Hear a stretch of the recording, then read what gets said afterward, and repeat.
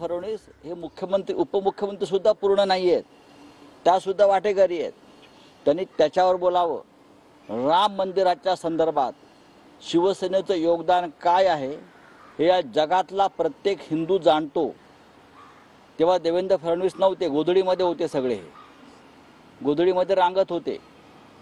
काय काय सांगतायत ते राम मंदिरावर, आणि तुम्ही काय प्रश्न विचारता राम मंदिरावर आम्हाला? त्यांना विचारा प्रश्न, तुम्ही कुठे होतात म्हणून. डरपोक पळून गेले हे लोक.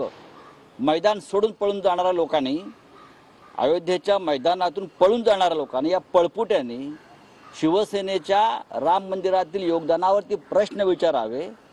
ही संघनीती आहे. स्वतःची नामर्दानगी लपवायची आणि दुसऱ्याच्या शौर्यावरती बोट दाखवायचं, बरं का? हा रामाचा अपमान करतायत ते. बा बोलिए काय मातोश्री बाहेर मोठा कांड करण्याची शक्यता आहे असा महाराष्ट्र नियंत्रण कक्षाला फोन आला. मुंबई ते गुजरात या ट्रेन मध्ये 4 अज्ञात मुस्लिम तरुण होते, यांचं संबंध. मी बघा, हे जे आहे, कोणते तरुण होते, काय होते हे मला माहिती आहे. आमच्याकडे माहिती सगळी आहे.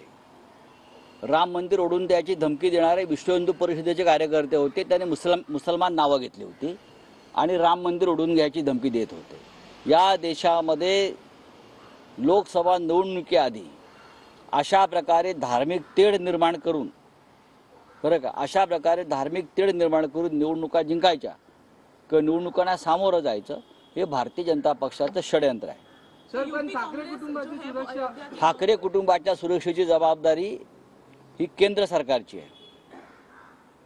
महाराष्ट्रामध्ये जे डाऊटफुल सरकार आहे त्यांची नाही, ते सुडानं पेटलेलं सरकार आहे. ही जबाबदारी केंद्र सरकारची आहे.